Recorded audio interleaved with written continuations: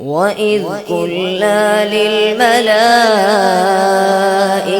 اسْجُدُوا لِآدَمَ فَسَجَدُوا إِلَّا إِبْلِيسَ قَالَ أَأَسْجُدُ لِمَنْ خَلَقْتَ طِينًا قَالَ أَرَأَيْتَكَ هَذَا الَّذِي كَرَّمْتَ عَلَيَّ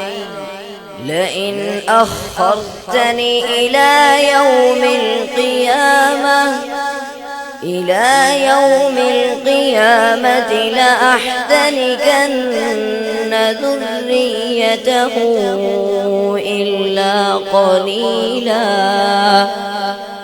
قال اذهب فمن تبعك منهم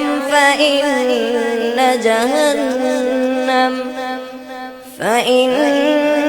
جهنم جزاؤكم